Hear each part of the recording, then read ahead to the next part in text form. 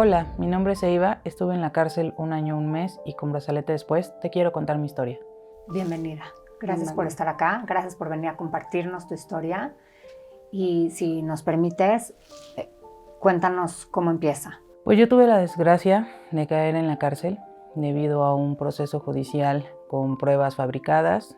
Tomaron el nombre de mi placa del vehículo y eso es lo preocupante. Al final el sistema se modifica de acuerdo a lo que el sistema judicial requiere, los judiciales, etcétera. De hecho, la víctima, en mi caso, tenía 43 carpetas antes que el mío en Plataforma México y era un judicial. Se demostró ante el juez con su Facebook que trabajaba en los penales y aún así el juez dijo que por hobby seguramente yo me dedicaba a robar. El juez, incluso en el caso, la víctima nunca se presentó a declarar y dijeron que era una mujer morena de ojos negros, porque la copia de mi identificación en el documento vehicular pues es a blanco y negro y qué probabilidad había que una mujer mexicana tuviera ojos verdes y fuera güera. Y aún así el juez en grabación dijo que yo era morena de ojos negros. La situación fue, yo estuve el año ahí porque incluso se perdieron documentos, se metió una apelación, no apareció en meses, empezaron a haber ciertas irregularidades y por otra parte, bueno, mi familia se enfrentó a problemas como no poder entrar al penal. Mi padre, por ejemplo, era mi padrastro, pues me enteré que eso fue ilegal completamente, pero yo no lo sabía, nunca había tenido la necesidad de un abogado. Me detienen con mi hijo, hubo mucho forcejeo, él tenía 5 años, de hecho, hasta que una vecina logró llegar por él. El vehículo se quedó literal parado a media calle, no me dejaron ni estacionarlo y no me llevaron ni siquiera, porque después me enteré también que tenían que haberme llevado a un MP, etc. No, me llevaron directo al reclusorio. ¿Y nadie te dijo, estás presa por esto? O sea, no me enseñaron ningún documento, les pedí, o sea, yo pensé que pues era un error, o sea, mi intención fue, bueno, seguro se va a aclarar cuando lleguemos a donde tenemos que ir, ¿no? Todavía le hablé a mi papá y le dije, oye, me están llevando, ¿pero qué te dicen? No, pues nada, no me dice nada, y me dijeron, si vuelve a utilizar el teléfono se lo vamos a quitar. Entonces no me dejaron ya comunicarme con nadie. Seguimos avanzando, me llama mi marido y le digo, bueno, dígame dónde aunque sea me encuentro con mi marido, ¿no? No, pues dile que vamos a San Agustín, ¿ok? Ahí mi marido llegó y empezó a discutir con ellos, pero nunca me enseñaron ningún documento. Estuve 3 días encerrada en un cuarto sin saber de nadie, sin agua, sin comida, nada más había una ventanita por el que yo veía pasar la luz, no sabía la hora. Entonces, ¿por qué te metieron ahí? O sea, ¿cuál fue la razón? Es el proceso que ellos llevan. No te dicen nada, los custodios no te dicen nada. Te meten una cubeta de agua, tomé agua de ahí, de esa misma agua le echaba un hoyo donde hacía yo del baño y pues por más que yo preguntaba, ¿no? ¿Sabes qué sucede? Le van a decir. Ahí estuvimos 3 días, después supe que fueron 3 días porque no sabía. Me pasan a audiencia, yo la verdad iba muy choqueada, mis familiares, porque ahí se presentó mi papá también, pues obviamente no sabían qué sucedía, ellos ya habían visto un abogado, ya llevaron inclusive, yo trabajaba dando asesorías en plantas de carnes, llevaron a los clientes que yo vi ese día, llevaron mis estados de cuenta y todo, y el juez dijo que seguramente yo robaba por hobby. Presentaron todas las evidencias, el MP no tenía ninguna evidencia, yo todavía dije, o sea, no entiendo, y el juez dijo, vinculada a proceso. Y fue así como de, ¿y ahora qué sigue? Entonces me suben a un módulo, me piden que me quite toda mi ropa, me dan ropa vieja que yo, ahorita ya bajé de peso, pero pesaba 170 kilos. Entonces yo no entraba en ningún pantalón que me daban, en ninguna blusa que me daban, me traté de amarrar la ropa como pude y me pasan al módulo. Obviamente con mujeres frustradas porque muchas de ellas son inocentes, muchas de ellas sus familiares se olvidan de ellas y no las vuelven a visitar, los hijos las odian, les empiezan a generar a los hijos ese odio de decir tu madre tuvo la culpa, tu madre hizo esto. Entonces ellas generan ese resentimiento también, obviamente. Entonces, ¿qué hacen cuando ven a alguien nuevo? Pues es empezar a integrarte a ese ambiente con toda esa agresividad, con toda esa frustración, es muy difícil. Yo hablaba con mi hijo todos los días, no tuve el valor de decirle que estaba en la cárcel porque no iba a saber explicarle por qué llegué ahí. Entonces mi papá me dijo, pues dile que estás trabajando, porque yo cometí ese error antes de llegar a la cárcel de trabajar mucho. Trabajaba tanto que casi no estaba en mi casa. Entonces dijimos, bueno, pues no lo va a resentir, ¿no? Y entonces diario eran llamadas. Hola, mi amor, ¿cómo estás? Bien, mamá, ¿cuándo vas a venir? ¿Cuándo vas a venir? ¿Cuándo vas a venir? Y así fueron pasando los meses hasta que un día me dijo, mamá, ¿es que te importa más tu trabajo que yo? Mamá, es que te juro que no te vuelvo a pedir nada. Y ya fue cuando dije... Y él se sintió hasta culpable. O sea, ¿cómo es posible que yo no pueda resolver mi vida y hacer sufrir a alguien más, ¿no? ¿Cómo es posible que toda esa gente que al final quiso planear una extorsión, porque eso fue, a mi marido le pidieron 50,000 pesos saliendo de la audiencia y no le importa que va a dañar a un ser tan pequeño que no tiene la culpa, no le importa si uno cometió un delito o no lo cometió, si uno quiso vivir bien su vida, ¿no? Y tratar de ayudar a los demás. Incluso yo llegó un momento que me enojé mucho con Dios y con la vida, porque yo decía, ¿cómo es posible que permita este tipo de cosas, ¿no? Y fue ahí donde yo decidí que a lo mejor era mejor que pues mi marido se buscara a otra persona, y le dijeron a mi hijo que ya no me esperara. Es que nunca te dijeron ni cuánto tiempo ibas a estar, no sabías. La incertidumbre es lo peor que puede pasar ahí. Dicen que la cárcel es el cementerio de los vivos y tiene mucha razón. Podemos estar ahí años y cuando salimos ya cambió el mundo, ya cambió la gente, ya muchas veces las chicas salen y no tienen ni dónde vivir, ni qué hacer, ni una familia que las espere. Tienes que reintegrar a una sociedad. Tienes que a un mundo donde muchas ni siquiera conocieron celulares, por ejemplo, no existían tantas cosas como hoy en día, ¿no? Algunas llevan 30 años ahí, muchas líneas del metro aún no existían, la ciudad no era lo que es ahora. Entonces fue justamente ahí donde yo tomé la decisión de decirle a mi marido que ya no viniera, que ya no quería que siguiera así, porque pues para él obviamente eran problemas de estar yendo, estarse enfrentando a custodios, estar llevando cosas, cómo explicarle al niño, estarse partiendo fines de semana con el niño, domingo conmigo, entre semanas su trabajo. Y yo dije, pues creo que es muy complicado para todos, ¿no? Entonces, pues honestamente yo llegó un momento en el que yo siempre creí que una persona que quisiera suicidarse era muy cobarde, pero en ese momento entendí por qué a veces pensamos esas cosas. Y dije, no puedo ser egoísta y tengo que dejarlos a ellos seguir, ¿no? A lo mejor mi marido pero busca una buena persona o mi hermana se haga cargo de mi hijo y con mi marido y vivan una vida tranquilos, ¿no? No cárcel, no abogados, porque además te extorsionan los abogados. Yo creo que hay profesionistas muy buenos, pero hay otros que se dedican a sacarte dinero. Y tuvimos que vender departamento, tuvimos que vender carro, tuvimos que vender absolutamente todo para poder solventar todos los gastos. Ya llevaba yo más de 7 meses esperando y la respuesta siempre era en la siguiente audiencia. Ahora sí es la buena, ahora sí va a pasar. Y o se cancelaban las audiencias, o el juez decía otra situación, o no pasaba nada y seguía igual. Ya pasando el tiempo, llega un momento en el que yo empiezo a tener problemas de salud, la presión la traía yo muy alta, el sistema de salud la verdad es muy ineficiente, está sobrepoblada la cárcel, un médico para toda la cárcel es absurdo, no hay medicamentos, no hay muchas situaciones, inclusive el juez, el segundo juez que a mí me tocó, me vio mal y dijo, es que no es posible que usted ya esté en esas condiciones, de cuando llegó, ahora la veo muy mal. Y él siempre me dijo que estaba consciente que era inocente, pero que él no me podía liberar, que esa fase no era para eso, que era nada más para ver las pruebas, que tenía que irme a juicio y esperar y pasar los años.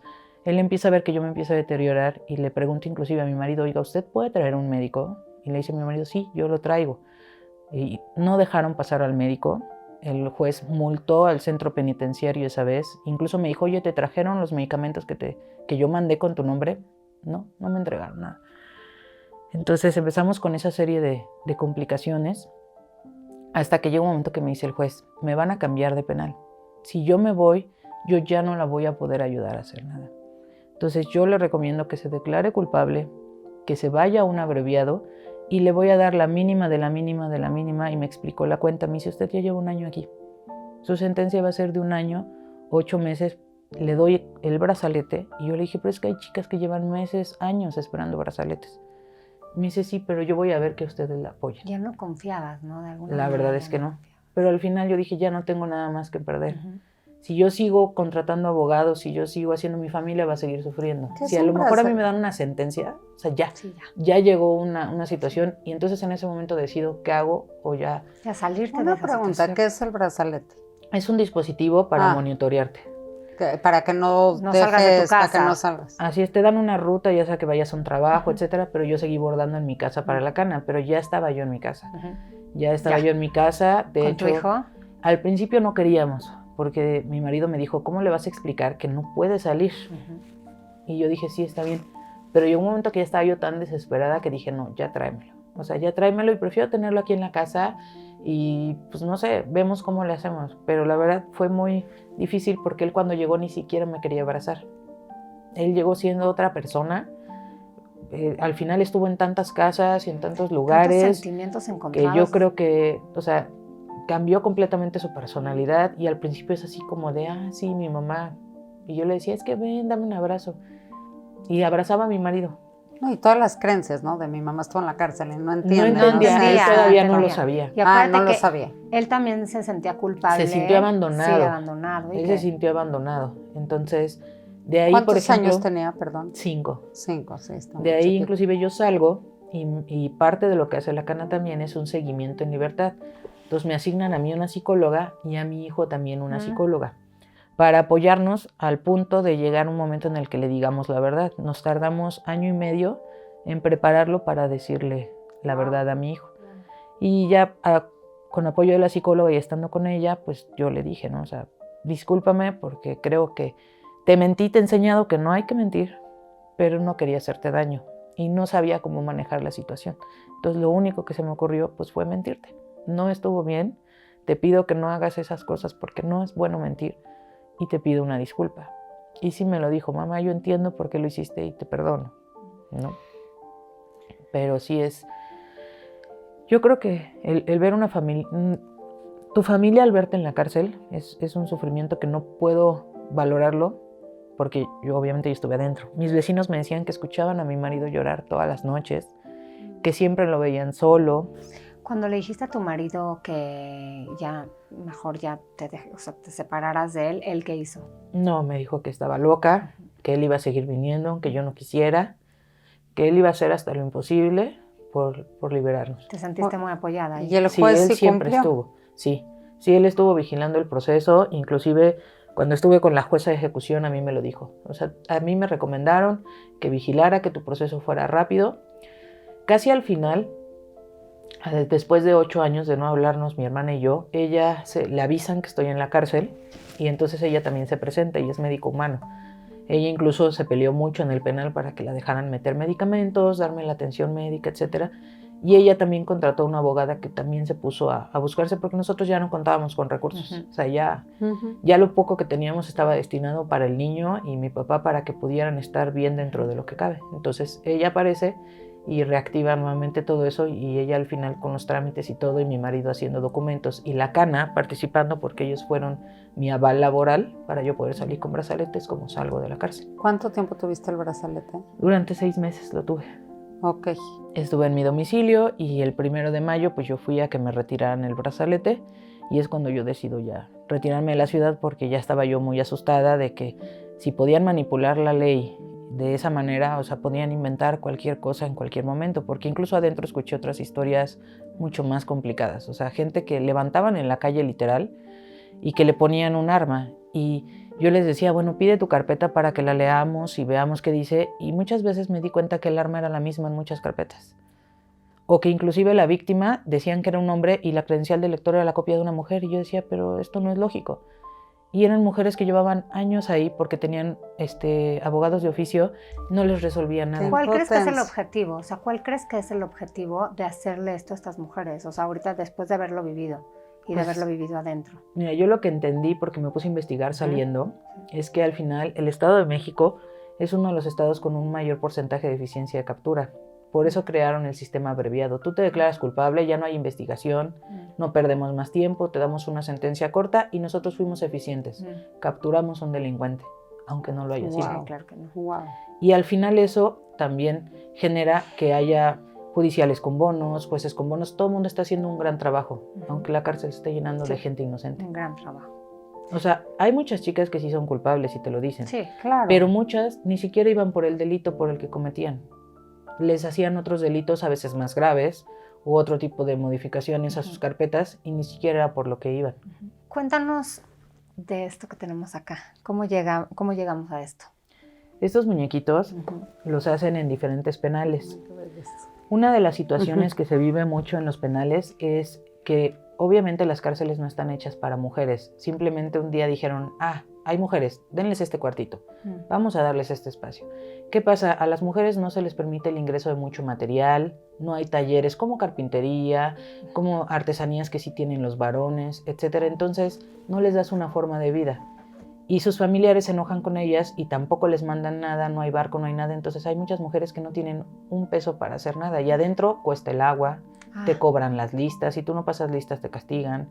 todo tiene un costo adentro. Para poder sobrevivir es muy caro adentro, es el hotel más caro que existe. Entonces la cana lo que hace es, por un lado, llevarles el material para darles esa oportunidad laboral. De hecho, todos estos muñequitos, se vendan o no se vendan, la cana ya les pagó a ellas. Perdón, regresando al tema, ¿cuánto te cuesta más o menos un día en la cana? O sea, ¿cuánto? No, en la cárcel. Pues son 5 listas, estamos hablando de al menos unos ¿Qué es una 120 lista? pesos Perdón. diarios. Te forman en el patio y van pasando la lista apellido por apellido para corroborar que estén todas las... Pero esto lo internas. hacen, ¿y por qué te cuesta que te pasen la lista? Porque quieres salir, tienes que pagar. Y si no pasas la lista, ¿qué pasa? Te castigan. Y este es un negocio de la gente de adentro, las policías. Claro. Entonces, ¿cuánto Todo es un negocio. El hecho de que, por ejemplo, las visitas te pasen, no te pasen, te revisen, no te revisen, te dejen pasar comida, no te dejen pasar... O sea, todo se ha vuelto un negocio. ¿Y entonces cuánto te cuesta más o menos sobrevivir en la cárcel? ¿Un mes? O digamos una semana, no sé. O sea, comiendo, por ejemplo, lo que te dan de rancho, así le llamamos, que muchas veces se hace negocio con la carne y te dan el juguito de la carne, el panecito nada más, tú podrías a lo mejor sobrevivir con 50 pesos diarios. Pero estás medio sobreviviendo, y eso sin considerar tus cosas de higiene. Porque si nadie te lleva barco, shampoo, jabón, Cotex. nada, no hay nada con lo que puedas estar. De hecho, adentro, pues tú tienes que vestirte, tú tienes que calzarte, tú tienes que pagarte absolutamente todo. Pero espérame, la comida es un derecho, te la tienen que incluir. O sea, aparte tienes que pagar la comida. Depende. Si tú quieres comer el rancho que ahí te dan, puedes formarte y te comes el rancho en las condiciones que te den y la comida que te den. O quieres consumir algo, un Todo es un huevito, algo negocio. lo puedes comprar en la tienda o una sopa Maruchan. Pero aquí Todo afuera te lo pasa. vemos muy sencillo, voy al súper y compro la sopa Maruchan, pero ahí adentro imagínate 20 pesos diarios, o sea, Sí, sí no, está No, complicado. no, complicadísimo. Hay que hacer tu comida del día. Así es. Y entonces en la cana, o sea, La cana, por un lado, lleva esta parte, lo que son los muñecos, también lleva donaciones, porque obviamente mucha gente nos apoya y la cana destina mucha parte de su personal para recabar donaciones, para estar moviendo todo a los penales, pedir los oficios, etcétera, desde shampoo, jabón, crema, pantiprotectores, toallas sanitarias, ropa. También recibimos muchos donativos para bebés, porque pues obviamente las Nacen ahí mamás, las- exactamente, muchas son mamás adentro. Entonces cunas, cobijas, de todo, leche en polvo, etcétera, para llevarles a estos Es bebés importante también. donar a la cana. Así Te digo es. que mucha gente nos ha estado preguntando. Sí, aquí les vamos a dejar sus datos, porque regresando a eso, o sea, el dinero que recaudan de esto también se va a las mujeres que están en la cárcel. De hecho, a ellas perciben su pago, vendamos o no logremos vender la ellas lo figura. hacen y les pagan por pagan. hacer. Así es. Así es, la cana recibe donativos de muchas formas. Puede ser un donativo económico, puede ser un donativo inclusive en tiempo. Hay voluntarias, tenemos gente, quien quiere ir a enseñar a la cárcel a las chicas a hacer alguna otra manualidad, quien quiere ir a la cárcel con las chicas a darles clases de yoga, a darles clases de pintura, todo ese tipo de cosas. A nosotros en la cárcel es muy difícil sobrevivir el día a día. Y el al menos pensar, hoy me van a venir a dar mi clase de pintura, bueno, me voy a meter en ese paisaje y ahí voy a estar. Me voy a concentrar. Perdón, ¿me puedes decir cómo es un día en la cárcel? ¿Te despiertas? ¿A qué horas te despiertas? Así, cuéntanos un día normal en la cárcel. Mira, por ejemplo, yo vivía, porque así le llamamos, en una catarrata que es la parte más abajo de una celda. No crean que todo el mundo tiene cama, ni mucho menos. La mayoría dormimos en el piso, a veces iniciamos en el baño. En la celda éramos 100 personas, en una celda de 10 metros por 8 metros. Obviamente era un hacinamiento brutal. Yo tenía que despertarme entre 4 y 4 y cuarto de la mañana porque no sabía si las custodias iban a ir a las 5, 5 y media, cuarto para las 5, abrir la celda. En el momento que abren la celda, tú tienes que retirar todas tus cosas porque empieza la limpieza de la celda.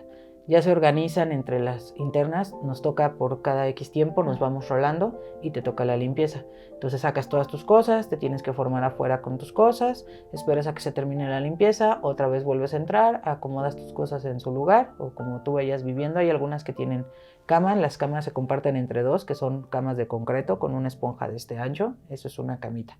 Y duermen 2 chicas en esa cama y la cama te estoy hablando que es de este ancho. Ahí deberían de caber 2 personas. Entonces, de ahí tienes que subir a formarte para el desayuno, porque la celda del 14 estaba abajo, así le llamaban la número 14, y a formarte, a hacer tu fila. Si alcanzabas comida, pues ya la hiciste, si no alcanzabas, pues bye, ¿no? De ahí, pues a ver qué vas a hacer.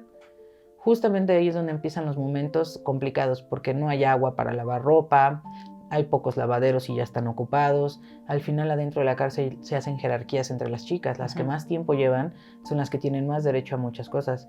Yo, por ejemplo, para poderme bañar, me tenía que bañar solo 2 veces a la semana y tenía que ser entre 2 y 3 de la mañana, que estaba libre el espacio para bañarse. Hasta que las custodias se dieron cuenta y hubo un turno que me decía, ok, no bajes a la lista, métete a bañar en lo que estamos en la lista. Porque se daban cuenta que no me daban oportunidad. O sea, al final yo siempre he creído que si hay reglas y si hay normas, hay que seguirlas. A lo mejor si una norma es absurda, pues tratar de dialogar y decir, a ver, ¿por qué llegaste a esta conclusión de esta norma? Pero si es algo que ya está implementado, que ha funcionado y que es así, adelante.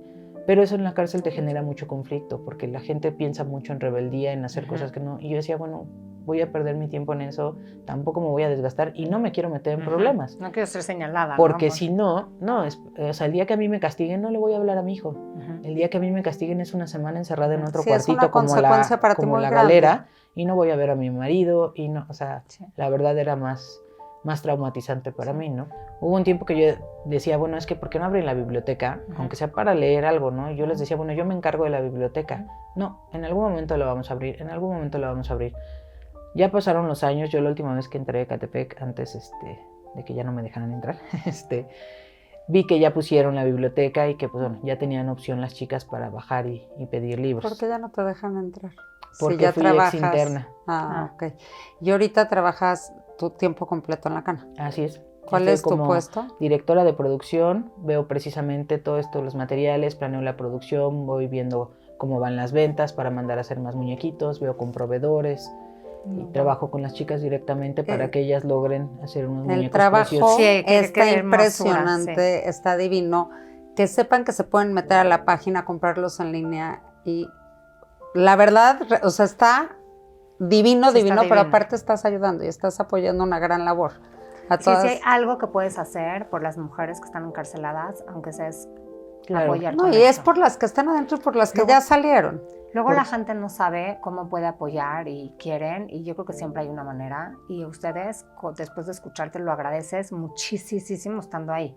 Claro, la realidad es que podemos salvar vidas y así es como podemos cambiar esta sociedad. Muchas mujeres vienen de ciclos de violencia, de familias obviamente delictivas, pero si les enseñamos que hay otra forma de vivir, les enseñamos a sus hijos que pueden vivir de una forma diferente, vamos a prevenir delitos y eso es lo que vamos a hacer mejorando nuestra sociedad. Entonces nos pueden ayudar a través de donaciones, nos pueden ayudar comprando nuestros peluches en la página de internet. ¿Qué cosa? Son hechos con mucho amor. Y yo siempre les digo a las chicas. Me estaba contando que cada persona que lo hace le pone su nombre. ¿Cómo se llama? Ella es Fanny. Ella la hacen en bordo. Este es Nico. Lo están haciendo en Chalco ahorita Selene, muy bien. ¿No? Esa la hizo Selene, se llama Joana. Joana, la jirafita, esa la hizo Selene en Chalco. Y esa es Patricio y Patricia. Son una está increíble. Las chicas los hacen, les ponen su tarjetita y la firman para que quien lo reciba sepa quién fue la chica que lo hizo. Y siempre les digo a las chicas, o sea, piensen en el hijo de alguien, piensen en sus hijos, piensen en alguien bonito a quien le quieran dedicar ese muñeco. Y qué mejor que ayudar a estas mujeres. Así es, darles una oportunidad, algunas una segunda oportunidad, porque claro, hay gente que es culpable, pero quiere cambiar. Y hay que dar esa oportunidad. Claro. Y hay muchas que son inocentes, que no merecen esa vida y tenemos que ayudarlas a salir y mejorar. Nadie merece esa vida, totalmente. Gracias. Gracias por contarnos tu historia. Denos like, síganos. Gracias. Apoyen a la cana. Gracias.